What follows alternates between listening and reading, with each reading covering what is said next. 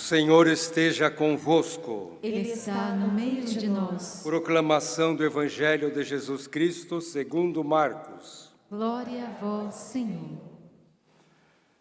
Naquele tempo, Jesus saiu de novo da região de Tiro, passou por Sidônia e continuou até o mar da Galileia, atravessando a região da Decápole.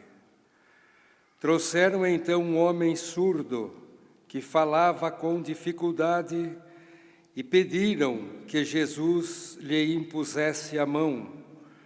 Jesus afastou-se com o homem para fora da multidão. Em seguida, colocou os dedos nos seus ouvidos, cuspiu e com a saliva tocou a língua dele. Olhando para o céu, suspirou e disse: Éfatá, que quer dizer, abre-te. Imediatamente seus ouvidos se abriram, sua língua se soltou e ele começou a falar sem dificuldade. Jesus recomendou com insistência que não contassem a ninguém, mas quanto mais ele recomendava, mais eles divulgavam. Muito impressionados, diziam: Ele tem feito bem todas as coisas. Aos surdos faz ouvir e aos mudos falar. Palavra da salvação. Glória a vós, Senhor. Ouve, meu povo, porque eu sou teu Deus. Ouve, meu povo,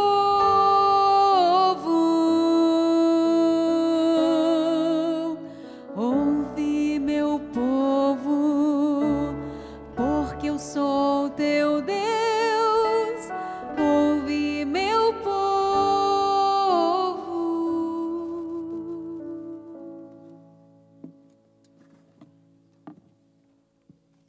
Meus irmãos e minhas irmãs, nós estamos começando um retiro Vem Louvar, que é um retiro de carnaval, aqui na Canção Nova, e graças a Deus e à intuição do nosso pai fundador, do Monsenhor Jonas, esses retiros se espalharam pelo Brasil e além Brasil.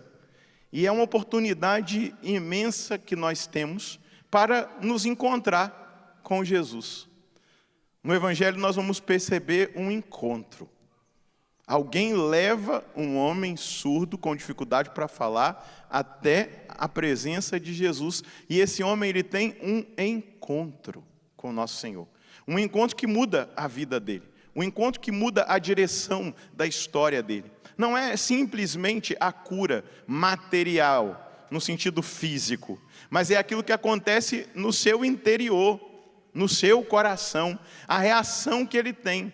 Quando ele começa alegremente a testemunhar, a proclamar aquilo que ele tinha experimentado, ele não está num ato simplesmente de desobediência a nosso Senhor. Porque quando nós experimentamos algo de bom, a gente quer espalhar, não é verdade? Quando a gente toca em algo maravilhoso, a gente quer divulgar, a gente fala para a nossa família, para os nossos amigos, a gente fala no nosso trabalho, a gente fala onde nós estamos. Então, aquele homem começou a falar para todo mundo que ele tinha encontrado uma pessoa que mudou não só o sentido físico dele, que o fez capaz de escutar e falar com clareza, mas que mudou a existência dele. Quando nós paramos diante de Deus para fazer um retiro, para ouvir a palavra de Deus, para meditar a palavra, para rezar, para adorar, para viver momentos de Santa Missa, de Eucaristia, momentos de alegria também, não é? Sempre aqui na Canção Nova, no nosso Retiro Vem Louvar, as noites são de muita alegria, de muito louvor, e é exatamente essa alegria que nós precisamos cultivar no nosso coração, a alegria de um encontro. A alegria de um encontro com uma pessoa, com um acontecimento que muda o rumo da nossa vida, nos dá um novo horizonte na nossa existência. E o tema do nosso Alegrai-vos, ou melhor, do nosso Vem Louvar, é exatamente esse: alegrai-vos. O Senhor é a nossa força. Repita comigo: alegrai-vos. O Senhor é a nossa força. Então nós temos aqui o tema desse nosso retiro. Está no livro dos Números, no capítulo 8, no versículo 10. Mas eu queria começar, depois dessa introdução sobre o nosso retiro, a mostrar para vocês um grande perigo que nós corremos. O fazer a nossa vontade é um grande perigo. Um perigo tremendo. E hoje, de todos os lados, nós somos provocados a abandonar a vontade de Deus para fazer a nossa vontade.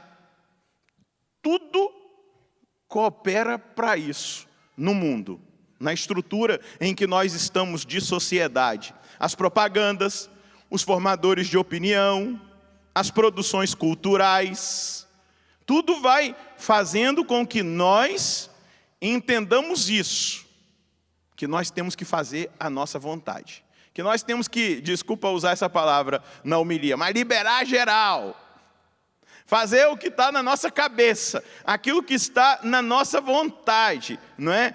A própria educação que nós temos visto, porque geralmente a educação deveria ser um caminho para a virtude, e não para o contrário. Então nós temos visto sendo semeado aí na educação que é oferecida para os nossos filhos, não uma virtude, mas pelo contrário, uma falsa liberdade, com a promessa de felicidade, de alegria.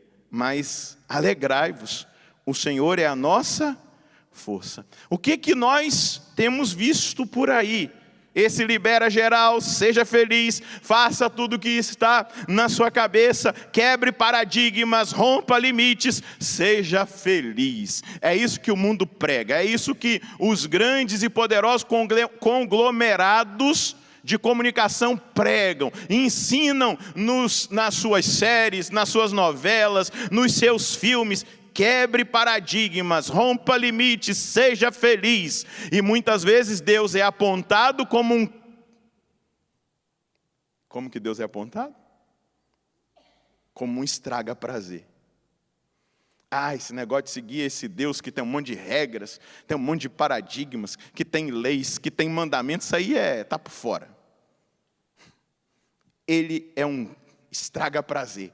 Porque ele coloca regras em tudo aquilo que a gente deveria experimentar, para que nós verdadeiramente fôssemos alegres, felizes. Um Deus estraga prazer.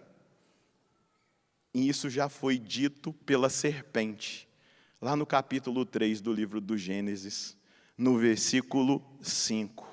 A serpente disse para Eva, olha, eu vou ler aqui na minha colinha, de modo algum vocês vão morrer.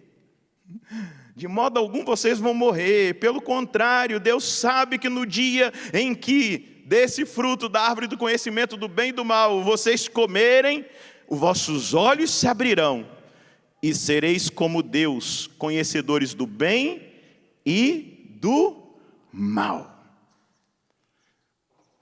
Esse Deus estraga prazer, Ele sabe que se vocês comerem desse fruto, que Ele está dizendo que vocês não devem comer, vocês vão morrer, não. Vocês vão ser felizes, os olhos de vocês se abrirão, vocês enxergarão tudo, vocês serão como Deus. Assim como o sistema, a estrutura desse mundo diz, rompa os limites, quebre paradigmas, o importante é ser feliz. Mas que felicidade é essa? Gente, nos tempos que nós estamos, especialmente nesses dias que nós estamos de carnaval, alguns chegam à bestialidade, a fazer coisas que nem os animais irracionais fazem, em nome de uma pretensa alegria, uma pretensa felicidade que na verdade só faz mal. E aquilo que eu estou dizendo aqui, eu não estou dizendo em forma de julgamento dessas pessoas que vivem isso. Eu estou dizendo para nós aquilo que é a verdade. Nós temos que estar muito atentos, amar as pessoas que talvez não tenham feito a escolha que nós fizemos de vir para o retiro, apresentá-las diante da surdez que elas têm à palavra de Deus, ao ensinamento que Jesus nos fez, aos mandamentos que Ele nos pregou e disse que nós deveríamos obedecê-los, para que elas sejam curadas da surdez e aí possam falar com clareza, possam testemunhar com clareza, porque são inocentes, úteis na mão do demônio. O demônio, ele se utiliza dos prazeres carnais, desordenados, para amarrar as pessoas ao pecado, para amarrar os filhos de Deus, os homens e as mulheres, aos vícios. Esses homens e mulheres do mundo inteiro, 8 bilhões de habitantes, que são alvos do amor de Deus, que são alvos da salvação de Deus. Deus tem para eles salvação, Deus tem para todos o seu amor. E coisas terríveis acontecem nesses dias, não é verdade? Terríveis, terríveis, droga, violência, consagrações ao mal, sexualidade desregrada ao nível hard, não é? Transmissão de doença, perda de sentido de viver, quantas vidas serão ceifadas. E se você está aqui na Canção Nova, aproveite esse retiro para também você interceder para que as pessoas sejam preservadas, até mesmo que elas encontrem nosso Senhor numa situação dessa. Sabe onde eu encontrei Jesus? Num baile funk no Rio de Janeiro. Então, quem sabe alguém não vai encontrar num carnaval, né? Aí na Sapucaí, em Salvador, ou em qualquer outro lugar, né? Depende da nossa intercessão. Porque alguém me apresentou a Jesus e falou: Jesus, cura esse doido aí. E olha o que ele fez comigo. Meu Deus. Esses dias eu passei com a minha mãe dirigindo num lugar onde eu tento me consumir no carnaval, né?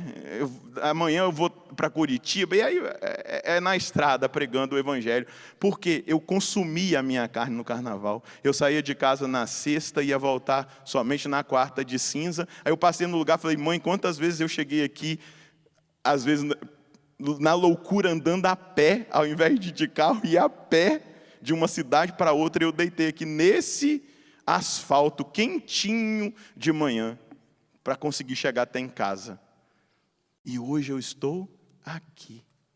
Sou sacerdote. O Senhor me encontrou há 29 anos atrás. O Senhor curou a minha surdez. O Senhor abriu a minha língua para que eu falasse com clareza. É exatamente esse o movimento da salvação. Então, se nós estamos aqui, apresentemos. Eu não estou aqui condenando as pessoas, não. Mas se alguém está aí com ingressos comprados, com pretensos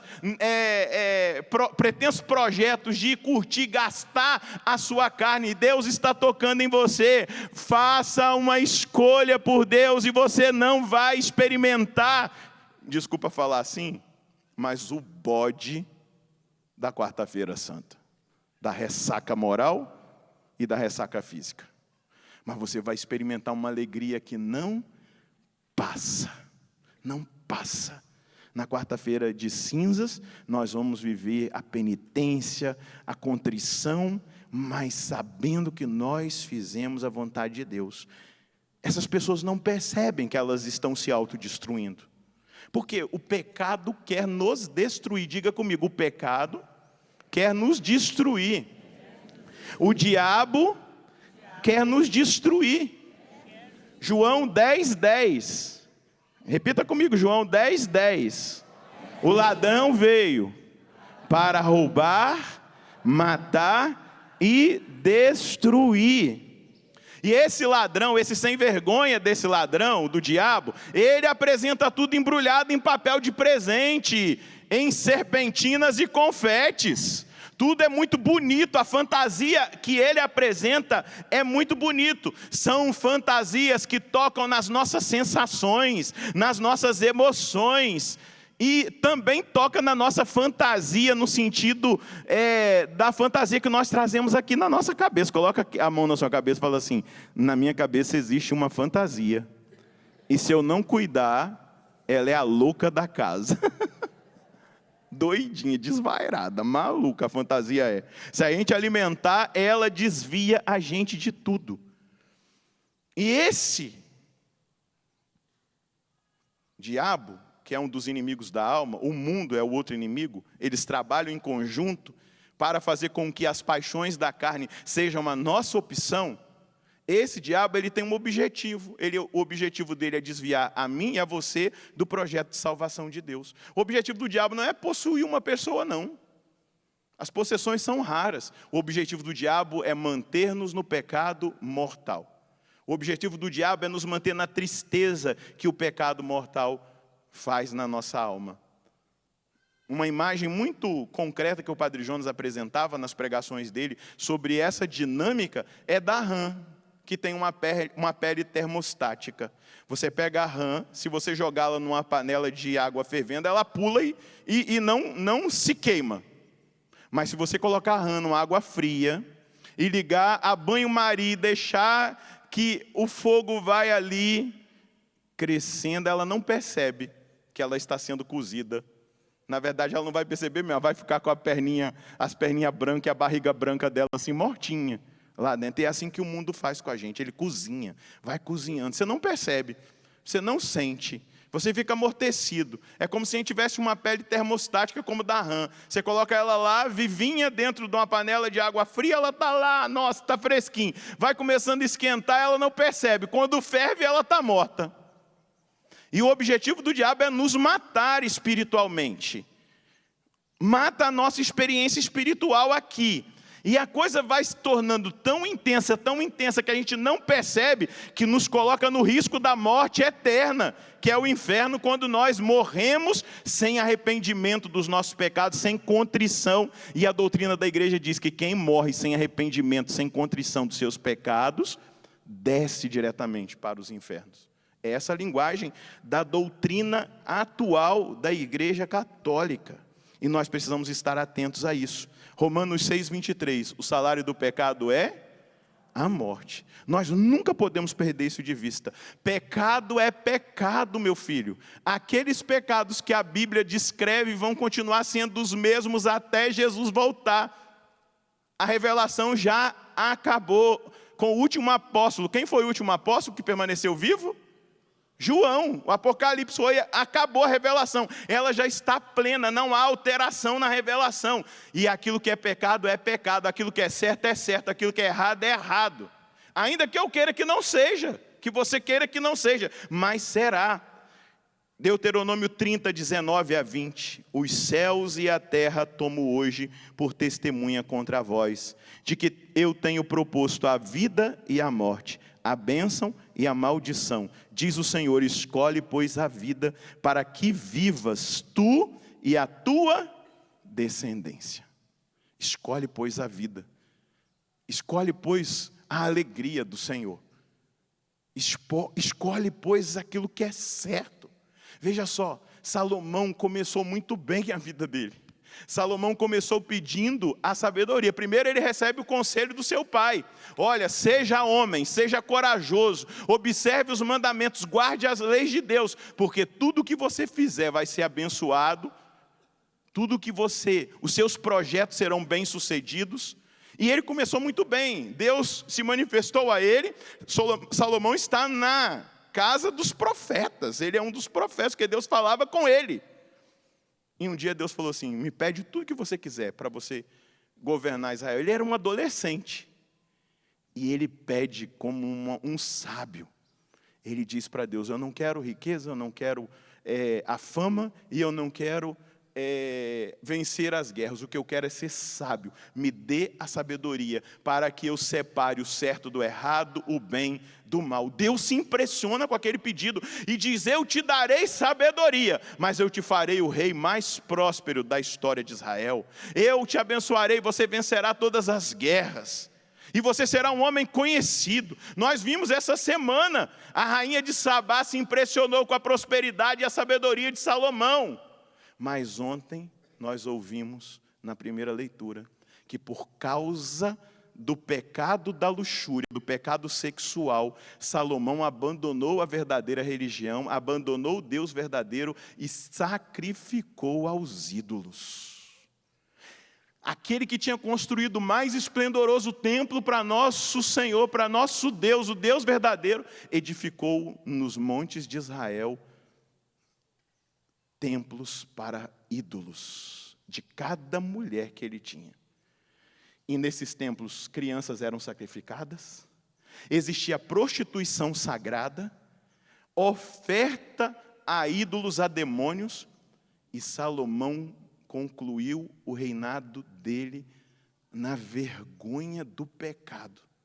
A ponto do profeta Aías ir ao filho de Salomão, Rebom, pegar o manto dele, hoje nós ouvimos, rasgar em 12 pedaços como um ato profético, dizendo assim: o reino do norte terá 10 tribos, o reino do sul terá somente uma, porque é o reino de Judá.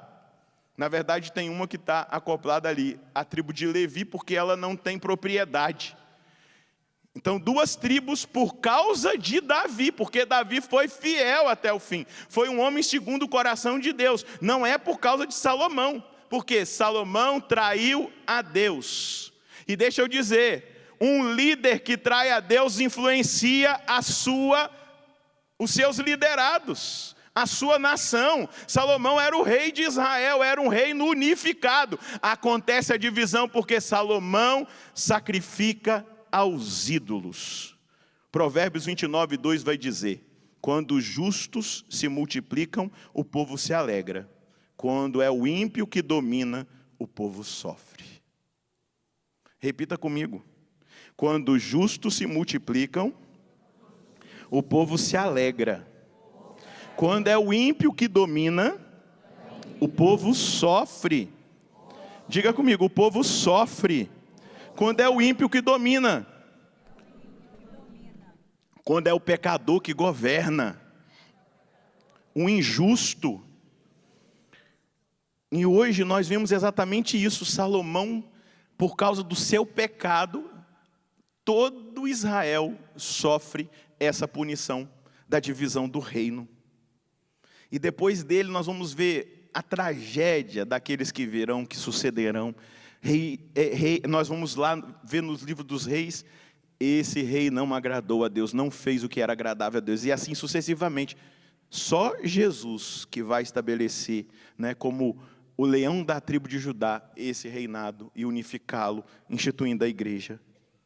Eu queria dizer uma coisa para você que está aqui. Posso dizê-la? Você fez a escolha certa, você está aqui. Bendito seja Deus, porque você fez a escolha certa. Para que a gente entenda a vontade de Deus para nós, a gente precisa se afastar da multidão. O que Jesus fez com esse homem? Tirou do meio da multidão, foi para um lugar sozinho com ele.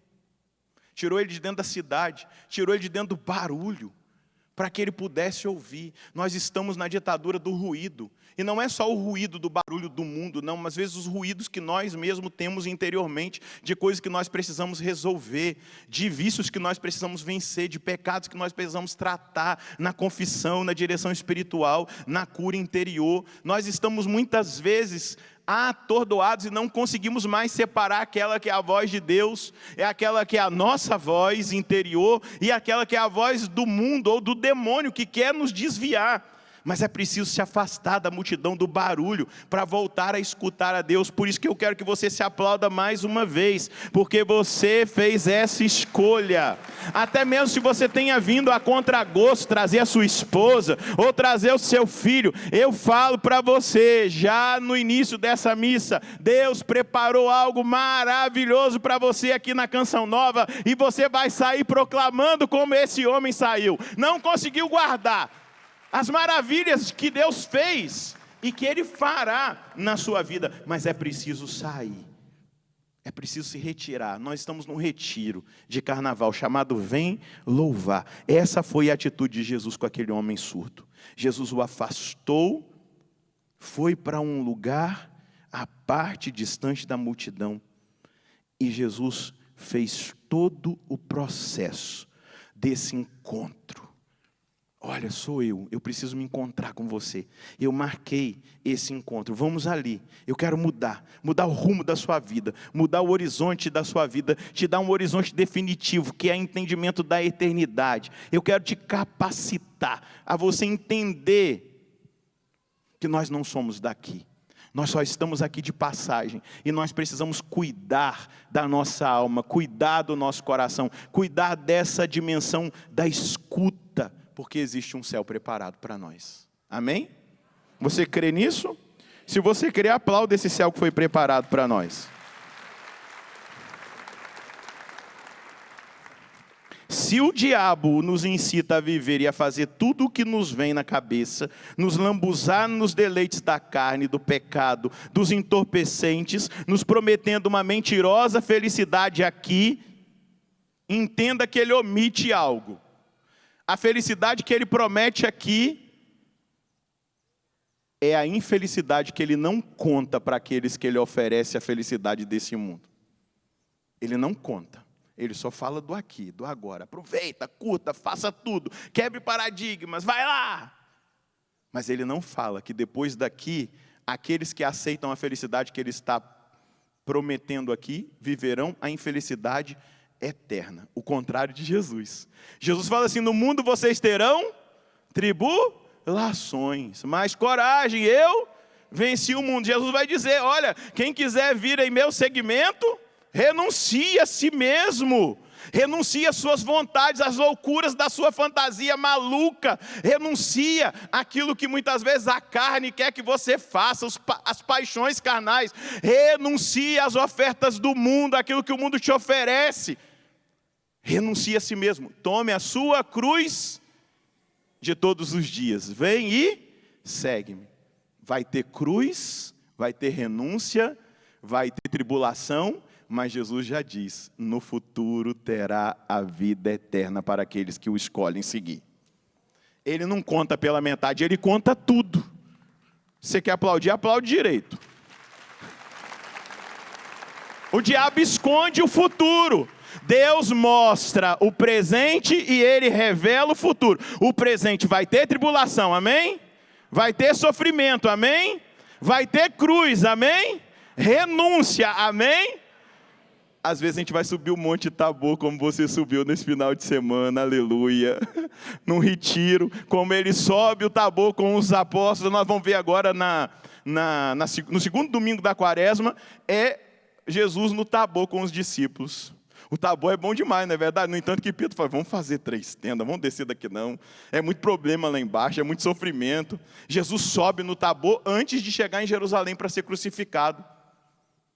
É bom, a gente experimenta momentos de Tabor, de glória, mas a realidade que nós enfrentamos é essa que Jesus revelou. Mas ele nos dá uma boa notícia. No futuro nós teremos a vida eterna. Diga para quem está do seu lado, no futuro nós teremos a vida eterna.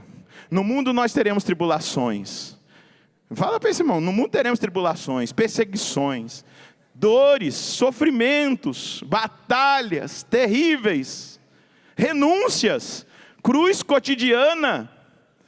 Mas Jesus prometeu para você, meu irmão, no futuro Ele te dará a vida eterna. Aleluia. Ele vai nos dar a vida eterna. Aristóteles é um filósofo grego e Santo Tomás de Aquino descobriram qual é o caráter peculiar da felicidade, da alegria. Olha só, eles vão dizer, é mais que uma simples virtude a alegria. A alegria é um fruto. Diga comigo, a alegria é um fruto. O resultado de uma vivência.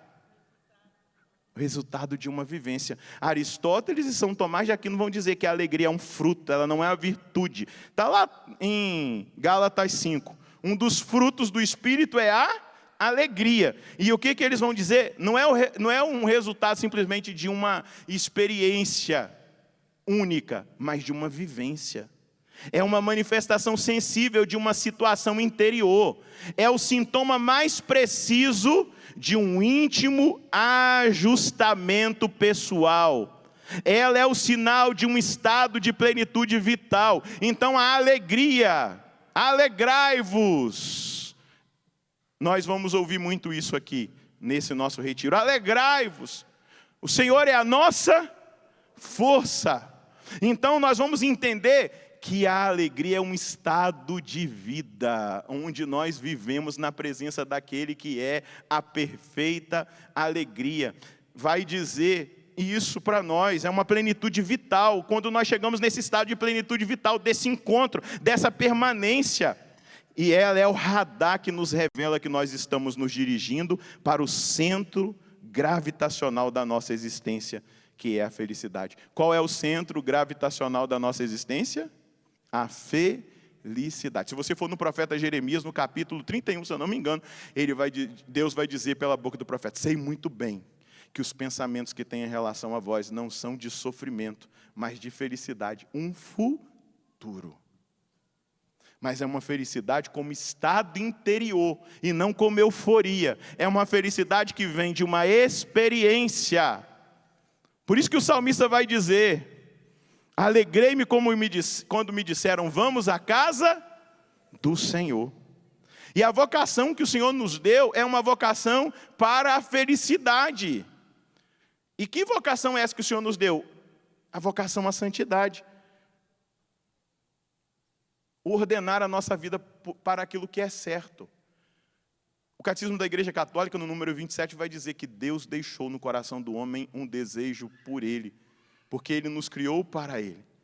E Ele deixou lá um desejo pela felicidade e pela verdade. E vai usar o Catecismo da Igreja a frase de Santo Agostinho: e o coração do homem não descansa enquanto não encontra Deus. Nós não repousamos, não descansamos. Então, o roteiro dessa felicidade, desse nosso destino, de uma felicidade eterna, está em fazer a vontade de Deus, está nesse encontro. O episódio que há pouco nós celebramos na Epifania, daquela estrela que guiou os magos até Belém, até o lugar onde Jesus estava. Ali, aquela estrela que precisa nos guiar também, até o lugar da alegria plena, verdadeira, aquela alegria que não passa nem nos dias mais difíceis. Ali estava aquela alegria, Jesus. Jesus é a nossa alegria. Por isso que aquele homem, ao se encontrar com Jesus, não conseguiu parar de falar das maravilhas, não conseguiu parar de testemunhar, porque a surdez física foi curada, mas muito mais a surdez espiritual, a capacidade de ouvir a Deus. E ele conseguiu falar com clareza sobre aquele que ele encontrou. Santo Tomás vai dizer assim: a autêntica alegria é como um sabor antecipado da felicidade eterna, limiar de um júbilo que não há de terminar nunca, penhor e garantia que confirma o coração na sua esperança de terminar um dia mergulhado na própria fonte inesgotável de alegria. E aí eu concluo com um autor russo, um filósofo, também teólogo, místico, que escreveu um romance chamado Os Irmãos Karamazov, ou Karamazov, Dostoiévski. Ele vai dizer assim: o segredo da existência humana consiste não apenas em viver, mas também em encontrar um motivo para viver. E nós encontramos um motivo para viver esses dias. A alegria, alegrai-vos. O Senhor é a nossa força. Fica de pé um pouquinho na presença do Senhor, que é a nossa força. Eu estou pedindo a Jesus que Ele te leve a essa experiência de encontrar um sentido para viver. Muitas pessoas estão perdendo o sentido de viver, porque colocaram o sentido de viver no material, colocaram o sentido de viver em relacionamentos, colocaram o sentido de viver em entorpecentes, em bebedeiras, colocaram o sentido de viver numa sexualidade desregrada. Foram enganados. Eva, Adão foram enganados. E eles perceberam, depois que comeram o fruto, que eles estavam nus, desprovidos da alegria, da graça, da felicidade permanente da presença de Deus. Então, ergue os seus braços, e eu queria provocar você a encontrar esse sentido. O sentido está em observar, com amor, a vontade de Deus. A vontade de Deus que nos santifica. Jesus disse, lá em Mateus 5, 48. Sede perfeitos, sede santos, porque o vosso Pai Celeste é santo. É nessa santidade, é nessa comunhão com o Santo dos Santos, é nessa transmissão de vida. O diabo, o ladrão, veio para matar, roubar e destruir. Mas disse Jesus: mas eu vim para que todos tenham vida e vida em abundância. Então experimenta essa vida abundante de Deus no início desse nosso Vem Louvar. Essa alegria verdadeira de estar na presença dEle. Se você ainda não teve um encontro pessoal com Jesus, eu peço agora: Jesus, se apresenta agora na vida desse meu irmão, dessa minha irmã. Se revela agora nesse hospital, se revela agora nessa cadeia pública, aonde essa pessoa acompanha essa nossa oração. Se revela agora nessa casa, nessa família, nessa pessoa que estava trancada num quarto escuro, triste, abatida. Revela-se agora, como o Senhor se revelou àquele homem surdo, aquele homem que não escutava. O Senhor o tirou para um canto, e o Senhor marcou essa hora conosco. Aqui na Canção Nova, no Santuário do Pai das Misericórdias, o Senhor marcou agora, essa hora, nesse momento em que essa pessoa ouve no rádio, essa pessoa escuta no carro, assiste talvez pelo YouTube, acompanha nesse momento pela TV. O Senhor marcou essa hora, é a hora do encontro, aonde nós nos encontramos com o Senhor, e o Senhor muda a nossa vida.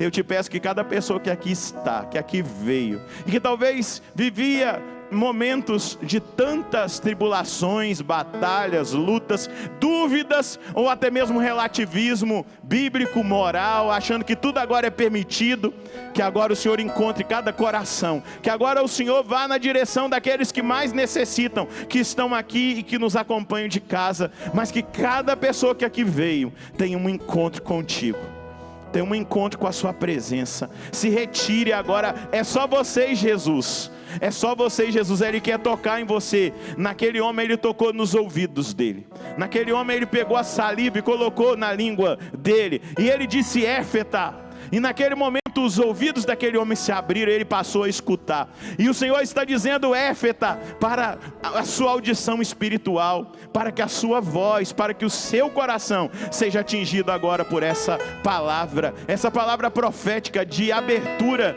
O Senhor está abrindo um novo caminho para a sua vida. Éfeta, Ele diz, Ele está abrindo um novo caminho para você, um caminho de luz para você que estava nas trevas. Ele está abrindo um caminho para você que vivia no vício da cocaína. Ele está abrindo um caminho para você que achava que a felicidade estava em ficar com muitas mulheres, em mostrar o seu desempenho sexual. O Senhor está dizendo: Éfeta. O Senhor está agora também dizendo: Éfeta, para muitas pessoas que pensavam que agradavam simplesmente a Deus fazendo coisas externas, mas tendo o coração tão distante de Deus e contaminado pelas ideologias, os pensamentos desse mundo, as ideias desse mundo. O Senhor está dizendo agora: Éfeta, e eu declaro essa palavra: abre-te, abre-te agora, abre-te a uma experiência profunda com Jesus, abre-te uma experiência profunda com o Espírito Santo. Receba o Espírito Santo, seja batizado agora no Espírito Santo nesse primeiro momento do Vem Louvar. Você que um dia já foi batizado no Espírito Santo, mas estava vivendo uma vida morna, você que estava naquela igreja, primeira igreja lá do Apocalipse, onde Jesus vai dizer: eu tenho contra ti que abandonastes o teu primitivo fervor, a tua radicalidade inicial, a tua decisão radical de seguimento. Quantas coisas nós trouxemos de volta para a nossa vida, quantas coisas velhas, quantas coisas estragadas, quantas enganações do mundo.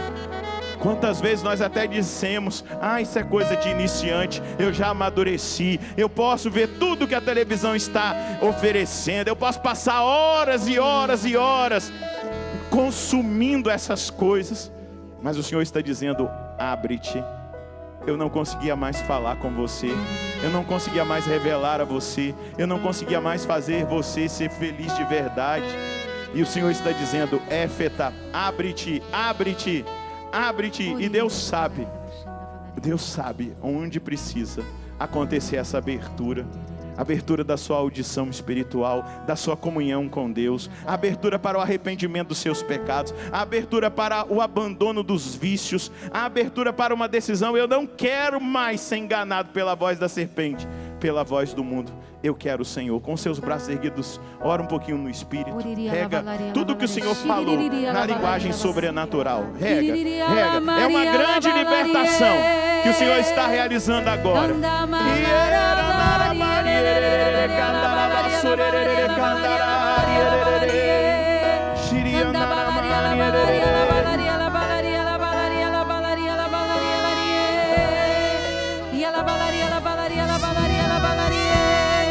Levanta seu braço lá no alto e diga: Jesus, eu te encontrei. Jesus, eu te encontrei. E eu não vou mais te deixar. E eu não vou mais te deixar. Vem, Jesus, cuidar da minha vida. Vem, Jesus, cuidar da minha vida. Eu te encontrei. Não vou te deixar. Jesus, ensina-me a te amar. Eu te encontrei, canta. Eu te encontrei. Não vou te deixar. Jesus, ensina-me a te amar. Eu quero me apaixonar.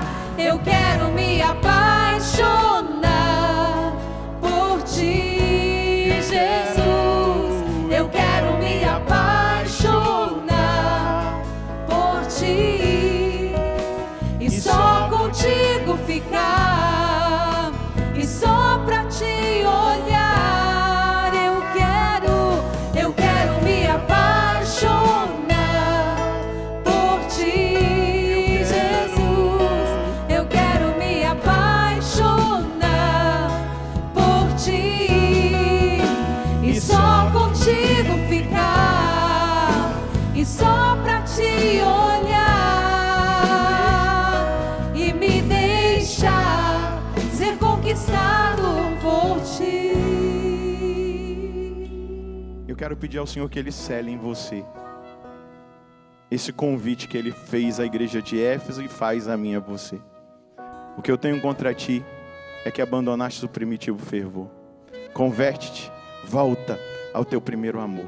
A nós que já tínhamos essa experiência, há tantos outros que agora experimentam o primeiro amor, o primeiro encontro, mas que o Senhor cele agora em nós essa obra e nos faça apaixonados por Ele. Agradeça ao Senhor, diga: muito obrigado, Jesus. Eu te encontrei nessa hora, na palavra, na oração, na canção. Muito obrigado por esse encontro, nosso Senhor e nosso Deus. Amém. Louvado seja nosso Senhor Jesus Cristo. Para sempre seja louvado.